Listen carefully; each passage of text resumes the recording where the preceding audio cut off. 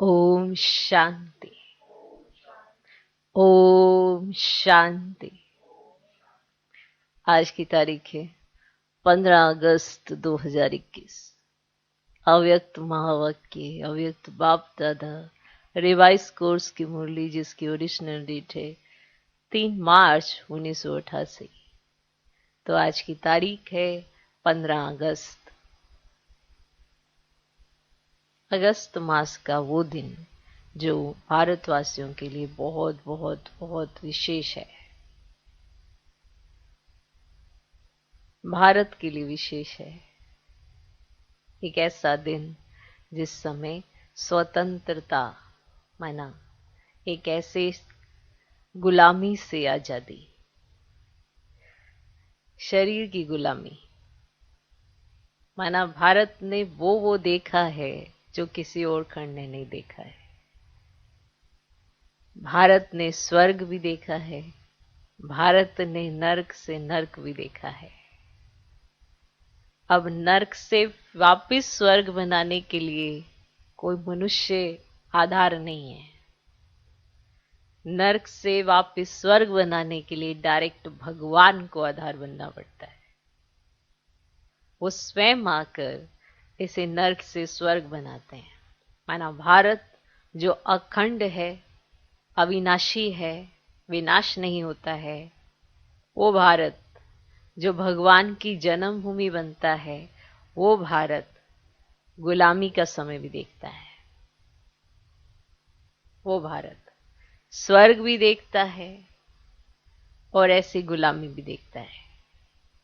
तो जब स्वतंत्रता कहा जाता है तो परतंत्र किससे हैं, किसके अंडर हैं, वो सब कहीं ना कहीं हम अंग्रेजों के शासन से, या बहुत सारे ऐसे राजाएं जो थोड़ा सा क्रूर वृत्ति की कहें, जिसके अंडर रहकर प्रजा भी दुखी हो।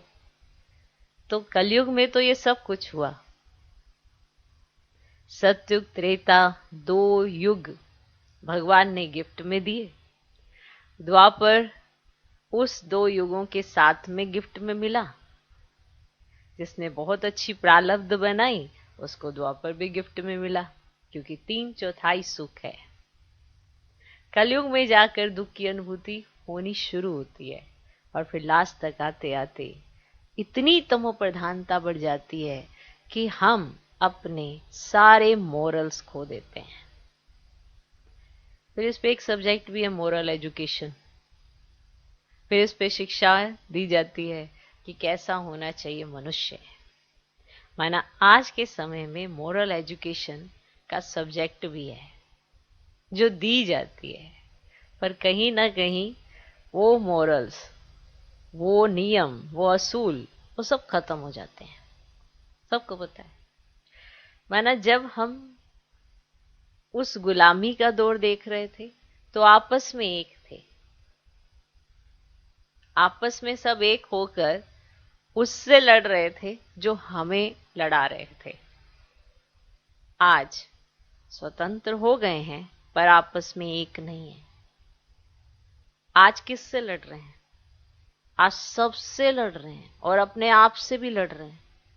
एक ऐसी लड़ाई जो कोई हथियार के साथ नहीं है पर है। और आधा कल्प ये लड़ाई चलती है रावण के साथ, और वो रावण जो बिल्कुल दिखाई ही नहीं देता है। और ये भी हम स्वीकार नहीं करना चाहते कि हम रावण के वशीभूत हैं या 5 विकारों के वश में हैं। मानना ही नहीं चाहते।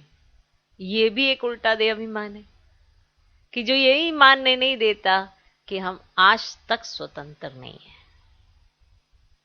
हम स्वतंत्रता दिवस मनाते हैं, उस दिन को मनाते हैं जिस दिन इतनी सारी आत्माओं ने अपने शरीर का बिल्कुल ध्यान न रखकर, अपने परिवार का ध्यान न रखकर, कोई संबंधियों का ध्यान न रखकर सिर्फ भारत का ध्यान रखा। उनकी शहीदी, वो शहीद हुए सभी को जीवन देने के लिए। माना ये स्वतंत्रता का रस देने के लिए वो शहीद हो गए। हो सकता है आप में से ही बहुत सारी आत्माएं वो हों और नया शरीर लिया है, याद तो नहीं है, पर अंदर आता है ना स्वतंत्रता क्या है।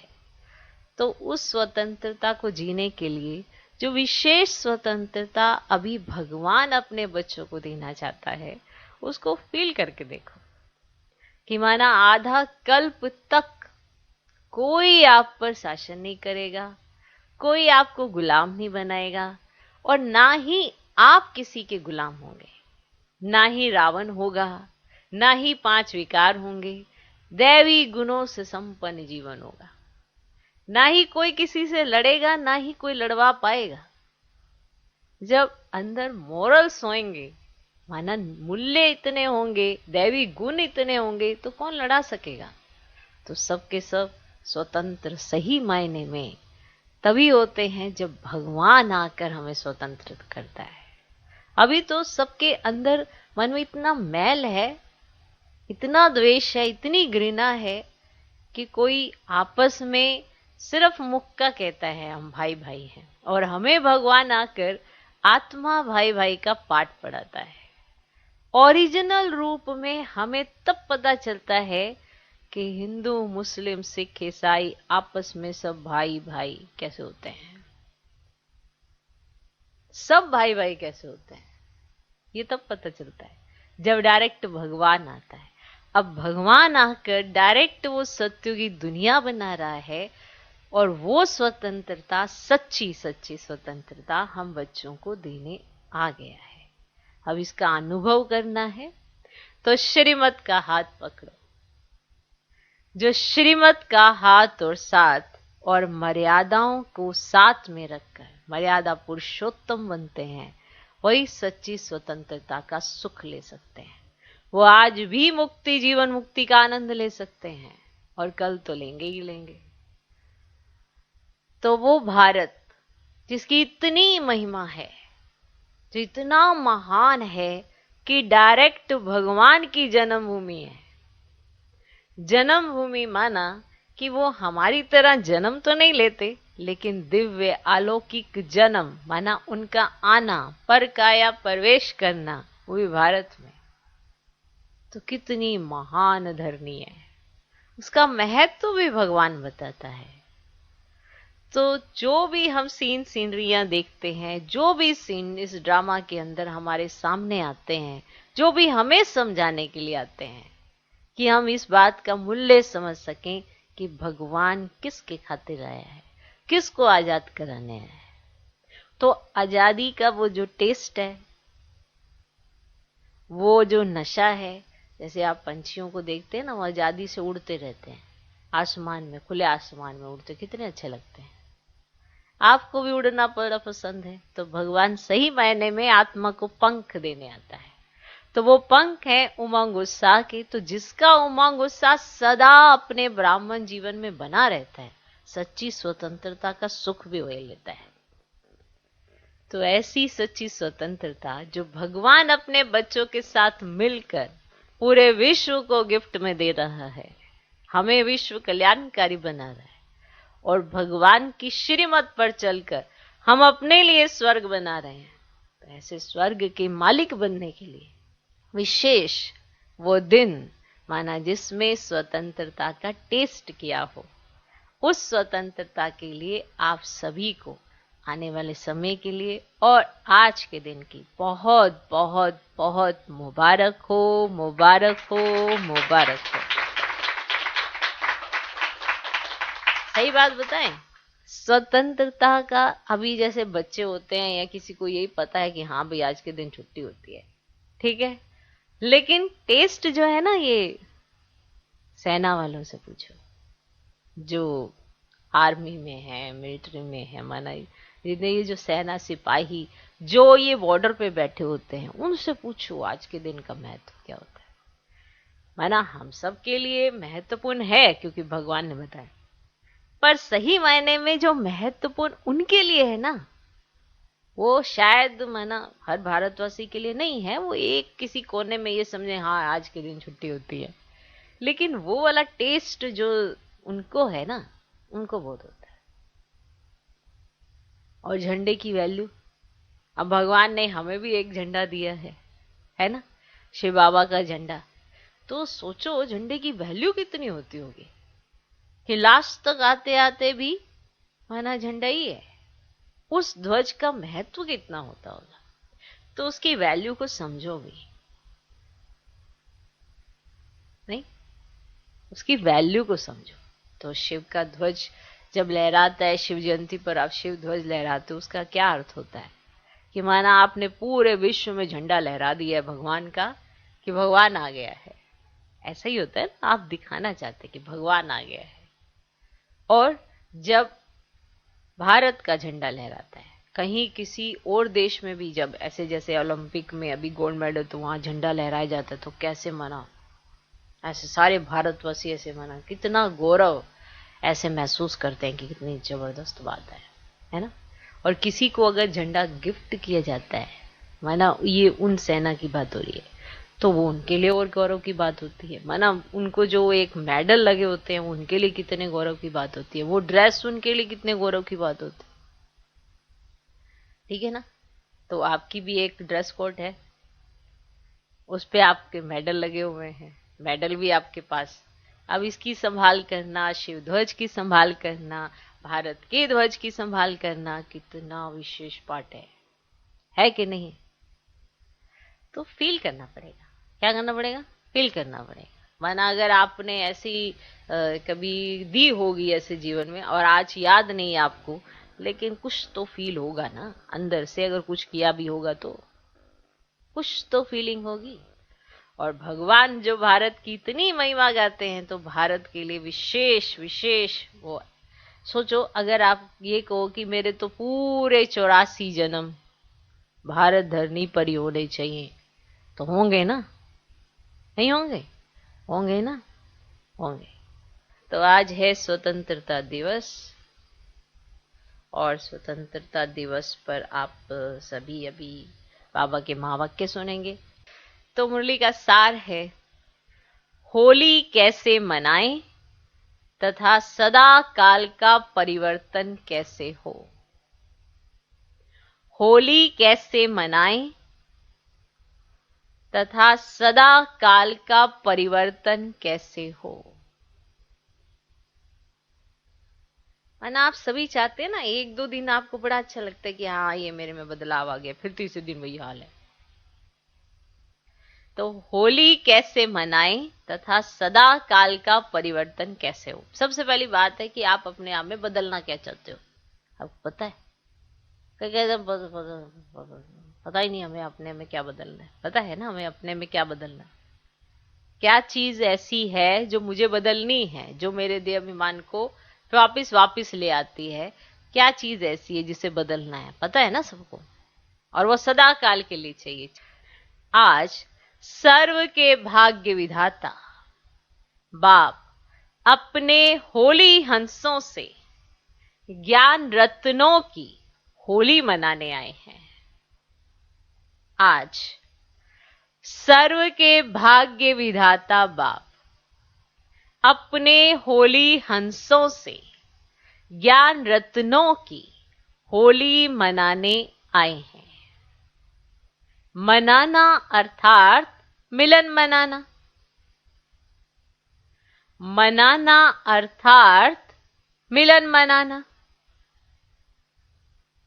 बाप दादा हर एक अति स्नेही सहयोगी, सदा बाप के कार्य में सहयोगी, सदा पावन वृत्ति से, पावन दृष्टि से सृष्टि को परिवर्तन करने वाले सर्व होली बच्चों को देख सदा हर्षित होते हैं। पावन तो आजकल के गाए हुए महात्माएं भी बनते हैं। पावन तो आजकल के गाए हुए महात्माएं भी बनते हैं, लेकिन आप श्रेष्ठ आत्माएं हाईएस्ट होली बनते हो। क्या बनते हो? हाईएस्ट होली बनते हो, अर्थात संकल्प मात्र, स्वपन मात्र भी अपवित्रता वृत्ति को, दृष्टि को पावन स्थिति से नीचे नहीं ला सकती। हर संकल्प अर्थात स्मृति पावन होने के कारण वृत्ति दृष्टि स्वतः ही पावन हो जाती है। देख लो, हर संकल्प अर्थात स्मृति, माना आपकी जो हर संकल्प है, आपकी जो स्मृति है, वो पावन होने के कारण वृत्ति दृष्टि स्वतः ही पावन हो जाती है। ना सिर्फ आप पावन बनते हो, लेकिन प्रकृति को भी पावन बना देते हो। कितनी श्रेष्ठ आत्मा है। आप अपनी श्रेष्ठता देखो बाबा कैसे दिखा रहे हैं। ना सिर्फ आप पावन बनते हो, लेकिन प्रकृति को भी पावन बना देते हो। इसीलिए पावन प्रकृति के कारण भविष्य अनेक जन्म शरीर भी पावन मिलते हैं। ऐसे होली हंस व सदा पावन संकल्पधारी श्रेष्ठ आत्माएं बन जाती हो। माना आपके संकल्प पावन, आपकी दृष्टि पावन, इसीलिए प्रकृति भी पावन। और प्रकृति पावन तो बहुत समय तक आपको शरीर भी पावन मिलता है। आ गई। ऐसे होली हंस व सदा पावन संकल्पधारी श्रेष्ठ आत्माएं बन जाती हो।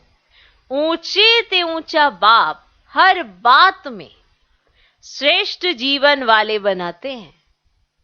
पवित्रता भी ऊंचे ते ऊंची पवित्रता, साधारण नहीं। पवित्रता में भी ऊंचे ते ऊंची पवित्रता, साधारण नहीं। साधारण पवित्र आत्माएं आप महान पवित्र आत्माओं के आगे मन से मानने का नमस्कार करेंगे कि आपकी पवित्रता अति श्रेष्ठ है। आजकल के गृहस्थी जीवन को अपवित्र समझने के कारण जिन पवित्र आत्माओं को महान समझकर सिर झुकाते हैं, वे महान आत्माएं कहलाने वाली आप श्रेष्ठ पावन आत्माओं के आगे मानेंगी कि आपकी पवित्रता और हमारी पवित्रता में महान अंतर है। कि माना आप ग्रस्त में रहकर पवित्र, और वो तो घर बार छोड़कर तब पवित्र बनते हैं। वो मानेंगी कि आपकी पवित्रता कितनी महान है। ये होली का उत्सव आप पावन आत्माओं के पावन बनने की विधि का यादगार है, क्योंकि आप सभी नंबरवार पावन आत्माएं बाप के याद की लगन की अग्नि द्वारा सदा के लिए अपवित्रता को जला देते हो। इसीलिए पहले जलाने की होली मनाते हैं, फिर रंग की होली व मंगल मिलन मनाते हैं। जलाना अर्थात नामो निशान समाप्त करना। वैसे किसको नामो निशान से खत्म करना होते तो क्या करते हैं? जला देते हैं। इसलिए रावण को भी मारने के बाद जला देते हैं। ये आप आत्माओं का यादगार है। अपवित्रता को जला दिया अर्थात पावन होली बन गए। बाप दादा सदैव सुनाते ही है कि ब्राह्मणों की होली मनाना अर्थात होली बनाना, माना पवित्र बनाना। तो ये चेक करो कि अपवित्रता को सिर्फ मारा है या जलाया है। मरने वाले फिर भी जिंदा हो जाते हैं, कहां ना कहां श्वास छिपा रह जाता है, लेकिन जलाना अर्थात नामो निशान समाप्त करना, कहां तक पहुंचे हैं? अपने आप को चेक करना पड़े। स्वप्न में भी अपवित्रता का छिपा हुआ श्वास फिर से जीवित नहीं होना चाहिए। स्वप्न में भी अपवित्रता का छिपा हुआ श्वास फिर से जीवित नहीं होना चाहिए। इसको कहते हैं श्रेष्ठ पावन आत्मा। संकल्प से स्वप्न भी परिवर्तित हो जाते हैं। संकल्प से स्वप्न भी परिवर्तित हो जाते हैं। आज वतन में बाप दादा बच्चों के समय प्रति समय संकल्प द्वारा व लिखित द्वारा बाप से किए हुए वायदे देख रहे थे। माना वतन में बाप दादा क्या कर रहे थे कि बच्चों के समय प्रति समय संकल्प करते ना, बाबा आज से हम ये वायदा करते हैं, कभी लिखित में करते, बाबा आपसे हम ये वायदा करते हैं, कभी लिख कर करते हैं, कभी संकल्पों में करते हैं। तो बाप क्या कर रहे थे, वो वायदे देख रहे थे। चाहे स्थिति में महारथी, चाहे सेवा में महारथी, दोनों के समय प्रति समय के वायदे बहुत अच्छे अच्छे किए हुए हैं। चाहे स्थिति में महारथी, चाहे सेवा में महारथी, लेकिन दोनों के समय प्रति समय के वायदे बहुत अच्छे अच्छे किए हुए हैं। महारथी भी दो प्रकार के हैं। कितने प्रकार के? दो प्रकार के। एक है अपने वरदान व वर्षे की प्राप्ति के पुरुषार्थ के आधार से महारथी। लिख लो, महारथी दो प्रकार के। एक है अपने वरदान व वर्षे की प्राप्ति के पुरुषार्थ के आधार से महारथी, जो वरदान मिला हुआ है या जो वर्षा प्राप्त हुआ है उसके पुरुषार्थ के आधार से महारथी। और दूसरे हैं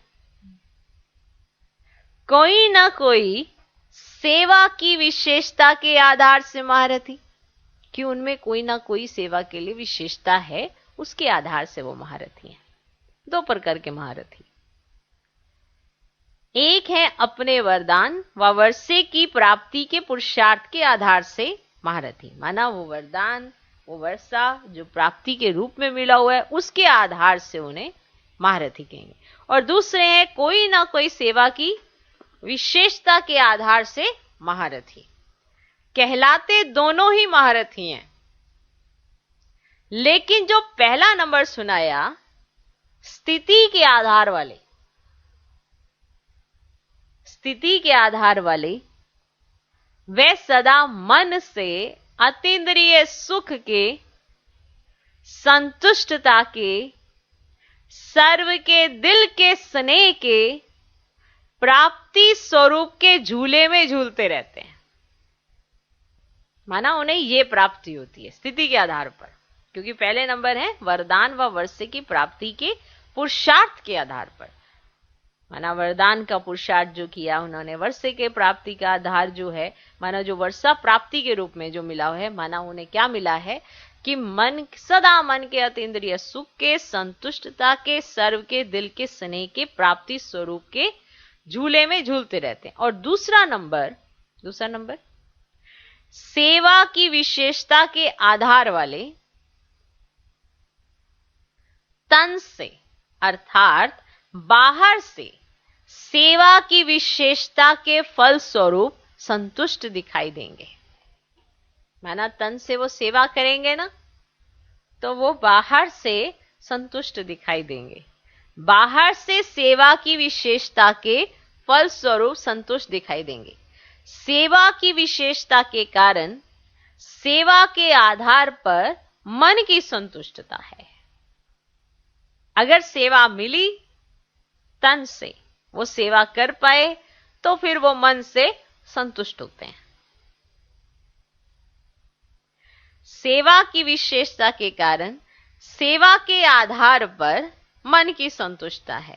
सेवा की विशेषता कारण सर्व का स्नेह भी होगा, लेकिन मन सेवा दिल से सदा नहीं होगा, क्योंकि कभी कभी सेवा करते कैसे होंगे, कभी कभी सेवा करते कैसे होंगे, कर रहे हैं, संतुष्ट है, हमें सेवा मिली है, खुश भी हैं, पर सेवा की विशेषता के कारण सर्व का स्नेह भी होगा, सबसे स्नेह भी उनका होगा, क्योंकि सहयोगी भी होंगे सब, लेकिन मन सेवा दिल से सदा नहीं होगा।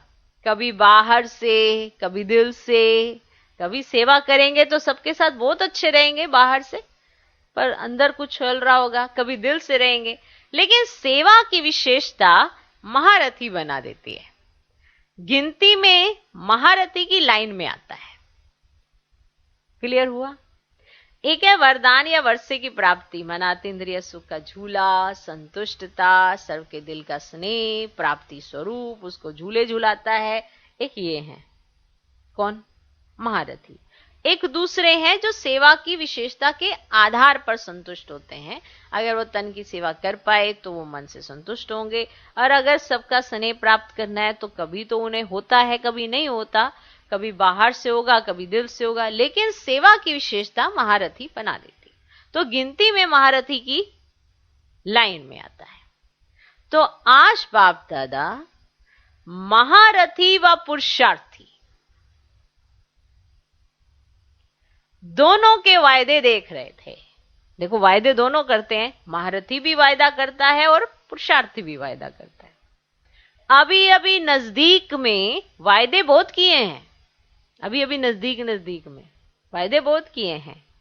तो क्या देखा, वायदे से फायदा तो होता है ना? जब भी कोई वायदा करते हो तो फायदा तो होता है, क्योंकि दृढ़ता का फुल अटेंशन रहता है।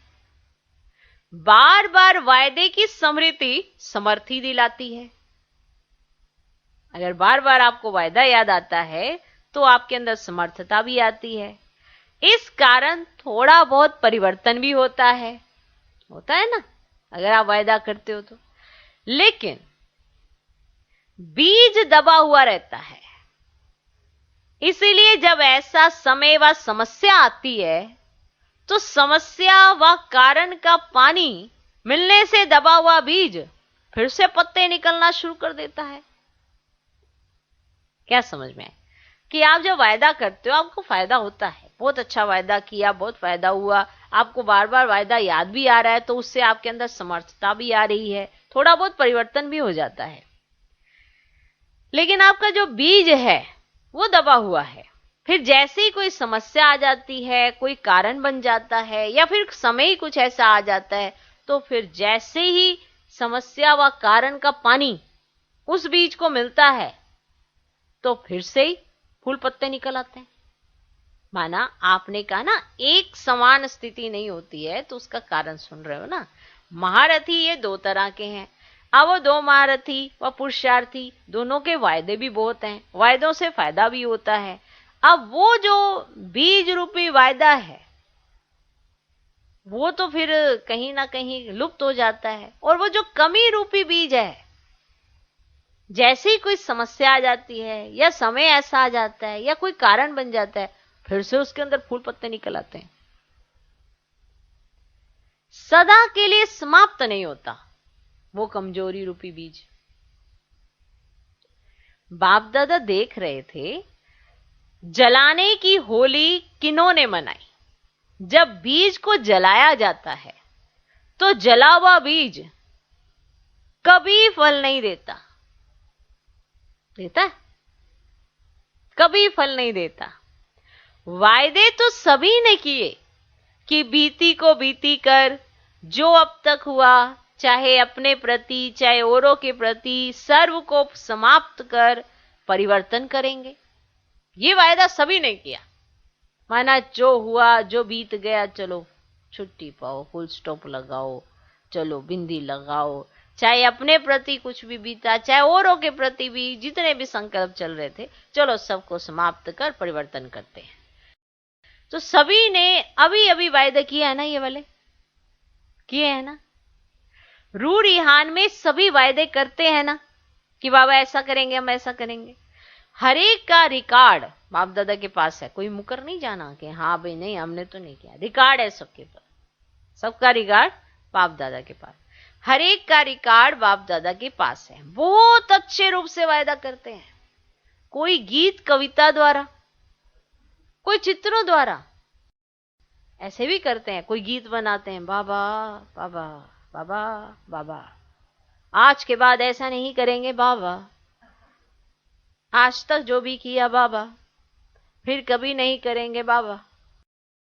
वरना ऐसे ऐसे बड़े सारे ऐसे एक कविता सी बना के जो खुद को ही समझ आए, कोई और देख ले तो उसको पल्ले ना पड़े कि ये क्या लिखा है, जो खुद को ही समझ आए। ऐसे कोई चित्र बना देते हैं कि बाबा आज के बाद ये जो आसुरी आत्मा है ये बदल के ऐसे देवता ही बन जाएगी, ऐसे उसके ऊपर लाइटें डाल देंगे ऐसे कई चित्रों के द्वारा भी करते हैं।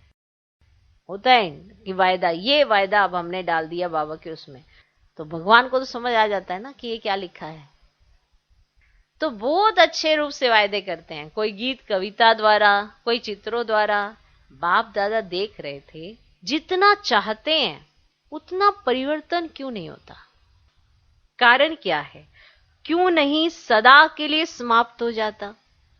तो क्या देखा, अपने प्रति व दूसरों के प्रति संकल्प करते हो कि ये कमजोरी फिर आने नहीं देंगे, व दूसरे के प्रति सोचते हो कि जिस किसी आत्मा से हिसाब किताब चुकतू होने के कारण संकल्प बोल व कर्म में संस्कार टकराते हैं, उनका परिवर्तन करेंगे, है ना। आपके अंदर ऐसे विचार चलते हैं कि ये जो संस्कार है, ये जो संकल्प है, ये जो बोल है, ये वापिस हम आने नहीं देंगे, या किसी भी आत्मा के साथ हमारा जो हिसाब किताब चुकतू होने के कारण जो भी टक्कर होती है वो हम परिवर्तन करेंगे। ठीक है, ये सब करते हो ना वायदे, लेकिन समय पर फिर से क्यों रिपीट होता है ना। आपने वायदा किया है भगवान से कि अपनी कमजोरी दूर करोगे, और किसी के साथ जो ये टकराव हो रहा है वो कभी नहीं करोगे वापिस से, फिर भी समय पर फिर से क्यों रिपीट होता है।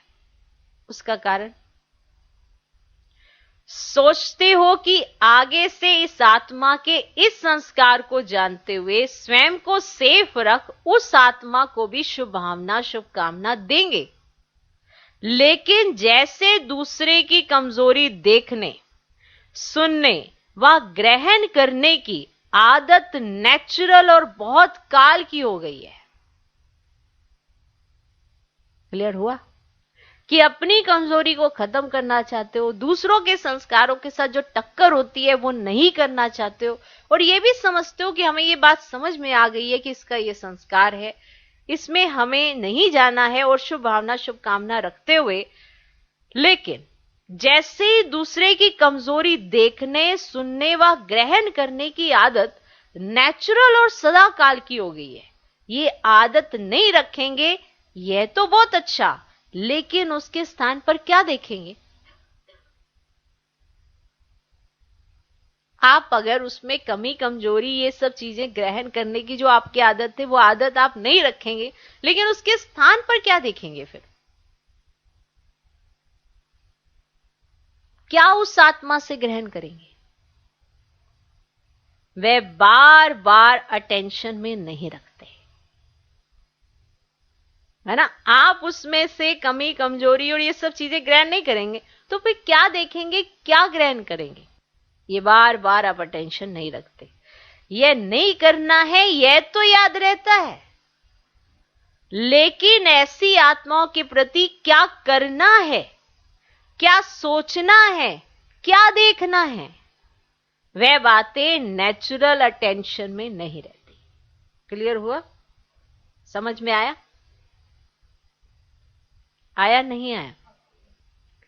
कि जैसे किसी की कमी कमजोरी आपने देखी, तो उसकी कमी कमजोरी को देखते हुए आप कहते हो आज के बाद हम इसकी कमी कमजोरी नहीं देखेंगे, ठीक है। लेकिन आप ये तो कहते हो कि नहीं देखेंगे, तो फिर क्या देखोगे, ये अटेंशन नहीं रखते कि फिर हम क्या देखेंगे। यह नहीं करना है यह तो याद रहता है, लेकिन ऐसी आत्माओं के प्रति क्या करना है, क्या सोचना है, क्या देखना है, वह बातें नेचुरल अटेंशन में नहीं रहती।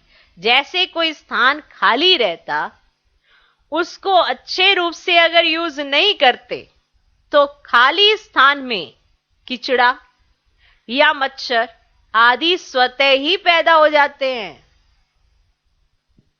बात समझ में आई।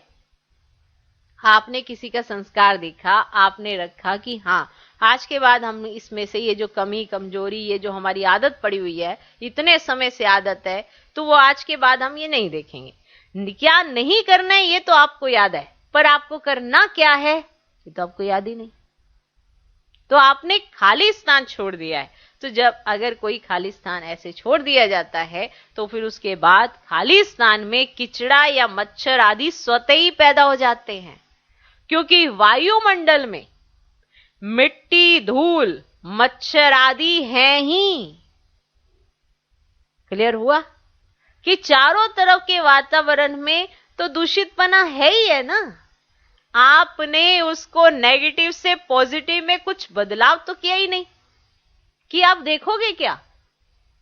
आदत पड़ी है देखते रहने की, तो आपने चेंज तो कुछ किया ही नहीं, आपने बस ऐसे ही छोड़ दिया खालिस्तान।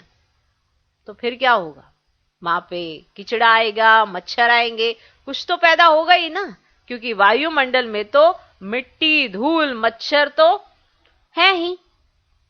तो वह फिर से थोड़ा थोड़ा करके बढ़ जाता है, क्योंकि जगह भरी नहीं है। कितनी विशेष पॉइंट है ये, देखो कितनी विशेष पॉइंट है कि आप किसी में कमी कमजोरी देखने के आदती हो, सुनने के, देखने के, ग्रहण करने के आदती हो, फिर आपने कहा चलो हमें तो इसकी तरफ देखना ही नहीं है। क्या नहीं करना ये तो याद है आपको, पर क्या करना है वो तो आपको याद ही नहीं। और अगर आपने ऐसे ही खालिस्तान छोड़ दिया और वायुमंडल ऐसा है कि मिट्टी है, धूल मिट्टी है, तो अगर ऐसे भी छोड़ दोगे तो वहां तो कचरा हो ही जाएगा ना, फिर से वापस फिर वहीं पे आ जाते हो, क्योंकि आपने तो जगह भरी नहीं। तो जब भी आत्माओं के संपर्क में आते हो, पहले नेचुरल परिवर्तन किया हुआ श्रेष्ठ संकल्प का स्वरूप स्मृति में आना चाहिए कि आपने नेचुरल क्या चेंज किया है, वो आपकी स्मृति में आना चाहिए। ऐसे ही नहीं छोड़ दो, ऐसे छोड़ोगे तो वही कमी कमजोरियां वापस से आ जाएंगी आपके अंदर, देखने की, ग्रहण करने की। बहुत विशेष पॉइंट है ये, है ना। आपने उसका रूप नहीं बदला, और अगर रूप बदला था तो फिर उसको स्मृति में नहीं रखा। पहले नेचुरल परिवर्तन किया हुआ श्रेष्ठ संकल्प का स्वरूप स्मृति में आना चाहिए, क्योंकि नॉलेजफुल तो हो ही जाते हो। सभी के गुण, कर्तव्य, संस्कार, सेवा, स्वभाव, परिवर्तन के शुभ संस्कार व स्थान सदा भरपूर होगा तो अशुद्ध को स्वतः ही समाप्त कर देगा। क्लियर? माना आपने अगर परिवर्तित ही नहीं किया, वो खालिस्तान भरा ही नहीं, आपने कहा चलो छोड़ो, पर छोड़ो की जगह एडॉप्ट क्या किया है, क्या भरा। किसी की कमी को छोड़ रहे हो तो अच्छाई तो उठानी पड़ेगी ना, तभी उसकी कमी भूलेगी आपको। कमी भी आपको याद है और आप कह रहे हो चलो छोड़ो, तो फिर थोड़े समय के बाद जैसे ही वो धूल मिट्टी पानी वो सब कुछ आता, फिर से वही जागृति आ जाती है, फिर से वही सारी बातें याद आ जाती हैं। ये आपने इतने सालों में ऐसा किया था, वो ऐसा किया था, वो ऐसा किया था, वो सारी पिछली सारी बातें याद आ जाती, क्योंकि आपने अच्छाई से उसको परिवर्तित ही नहीं किया कुछ भी। बहुत विशेष पॉइंट है। और नॉलेजफुल हो कि सभी के गुण, कर्तव्य, संस्कार, सेवा, स्वभाव, परिवर्तन के शुभ संस्कार व स्थान सदा भरपूर होगा तो अशुद्ध को स्वतः ही समाप्त कर देगा। इन सब चीजों से भर दो। जैसे सुनाया था, कई बच्चे जब याद में बैठते हैं, वह ब्राह्मण जीवन में चलते फिरते याद का अभ्यास करते हैं, तो याद में शांति का अनुभव करते हैं, लेकिन खुशी का अनुभव नहीं करते। बहुत विशेष है, बहुत विशेष पॉइंट है कि याद में बैठे वो शांति का अनुभव तो कर रहे हैं, खुशी का अनुभव नहीं करते। बहुत विशेष पॉइंट ऐसे माना, जैसे कहते हैं ना, खुल के सामने आएंगे कि ऐसी स्थिति क्यों बन जाती है। कहीं जैसे सुनाया था, कई बच्चे जब याद में बैठते हैं, वह ब्राह्मण जीवन में चलते फिरते याद का अभ्यास करते हैं, तो याद में शांति का अनुभव करते हैं, लेकिन खुशी का अनुभव नहीं करते। सिर्फ शांति की अनुभूति कभी माथा भारी कर देती है। अगर खुशी फील नहीं हो रही है ना, तो ज्यादा समय एक स्थान पे बैठना बड़ा मुश्किल होता है, या उस बारे में सोचना बड़ा मुश्किल होता है। सिर्फ शांति की अनुभूति कभी माथा भारी कर देती है और कभी निंद्रा की तरफ ले जाती है। शांति की स्थिति के साथ खुशी नहीं रहती। अब शांति के साथ खुशी हो तो अंदर एक अलग सी एहसास होता है ना, ऐसे थोड़ा। तो शांति की स्थिति के साथ खुशी नहीं रहती, तो जहां खुशी नहीं वहां उमंग उत्साह नहीं होता। जहां खुशी नहीं, खुशी ऐसी टॉफी तो है नहीं कि मुंह में डाली अपने आप खुशी आ जाएगी। ये तो खुद का एहसास है ना, आपको अनुभव करना पड़ता है। ये सारी चीजें सुन रहे हो तो आपको खुशी होनी चाहिए, वाह क्या जबरदस्त पॉइंट्स मिल रहे हैं, ऐसे खुश होना चाहिए। तो जहां खुशी नहीं वहां उमंग उत्साह नहीं होता, और योग लगाते भी अपने से संतुष्ट नहीं होते, थके हुए रहते हैं। आप समझ रहे हो, बहुत विशेष पॉइंट है ये, कि शांति की स्थिति तो है पर खुशी नहीं है। और अगर खुशी नहीं है, उमंग उत्साह नहीं है, तो फिर ऐसे ही होगा। तो वो योग करते हुए भी संतुष्ट नहीं होते हैं, थके हुए रहते हैं, सदा सोच की मूड में रहते, सोचते ही रहते। मानो उनकी शक्ल देख के ऐसा लगता है पता नहीं इन्हें क्या सोचे पड़ी हुई है, ये कहां के, ये मतलब कि ये प्राइम मिनिस्टर है या राष्ट्रपति है, सोचते ही रहते हैं। ऐसे ही उनका हाथ होता रहता है, पता भी नहीं उन्हें कि हम क्या सोच रहे। सदा सोच की मूड में रहते। ये प्रैक्टिकल चीजें बता रहे बाबा कि सच में ऐसा होता है कि शांति की अवस्था में तो होते हैं लेकिन खुशी साथ नहीं होती, तो इस कंडीशन में होते हैं। योग लगाते थक जाते हैं, संतुष्ट नहीं होते योग से, सदा सोच की मूड में रहते, सोचते ही रहते। खुशी क्यों नहीं आती?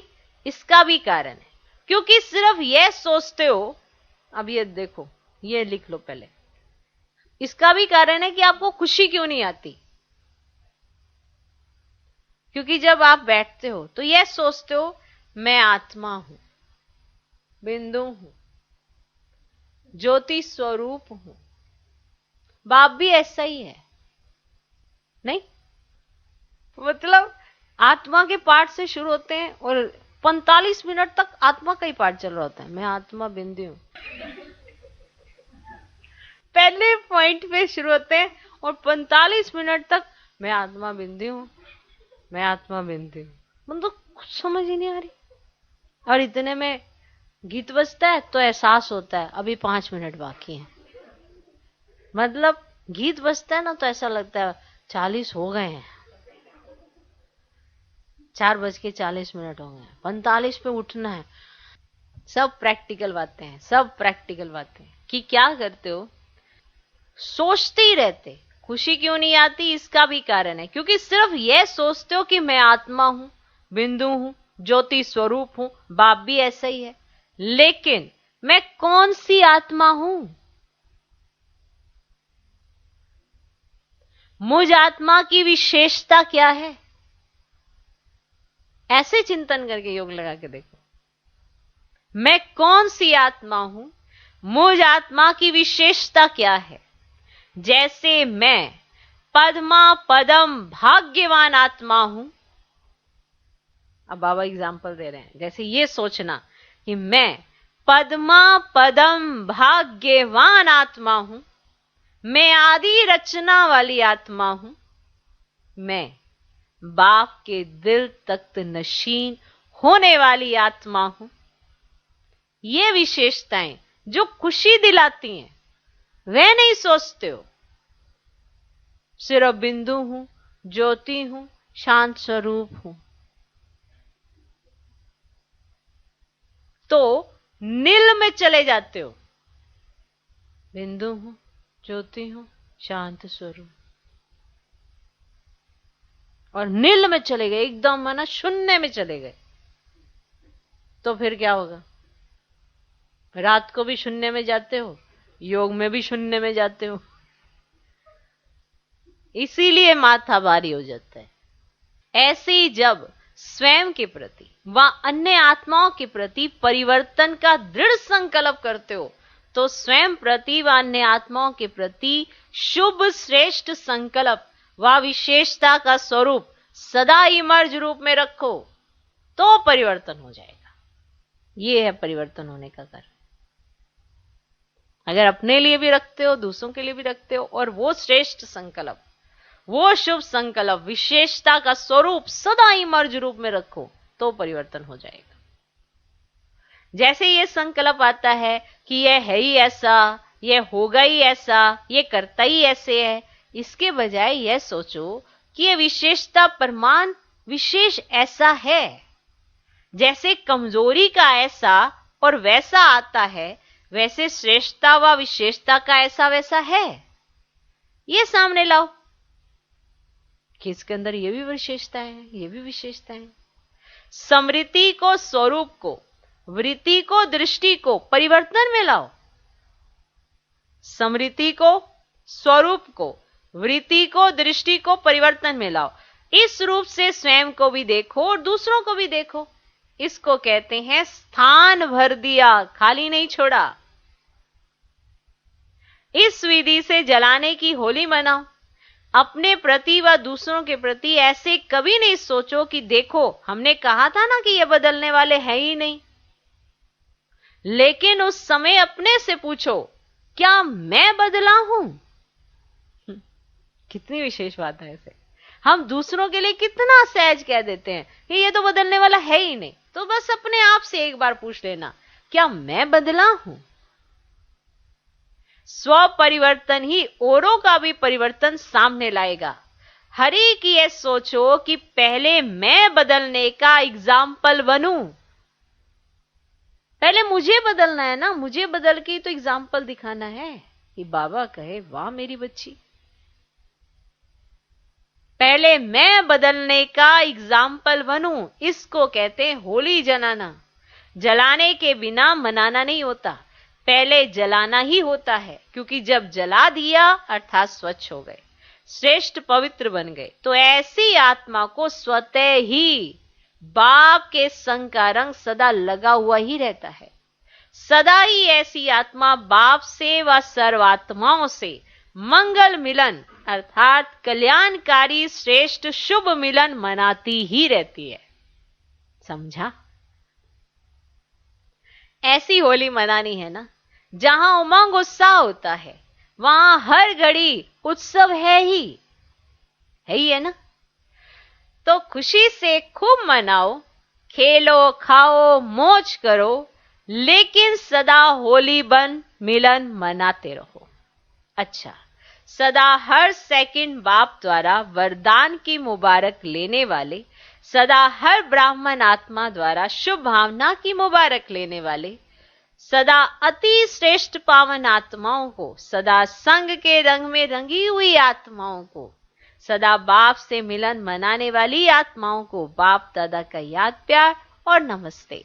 हम रूहानी बच्चों की भी रूहानी बाप दादा को नमस्ते नमस्ते नमस्ते। Good morning good morning good morning.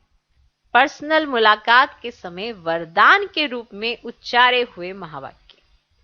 सदा अपने को बाप की याद की छत्र छाया में रहने वाली श्रेष्ठ आत्मा अनुभव करते हो। छत्र छाया ही सेफ्टी का साधन है। देखो सेफ हो ना आप सभी, है ना, सेफ हो ना।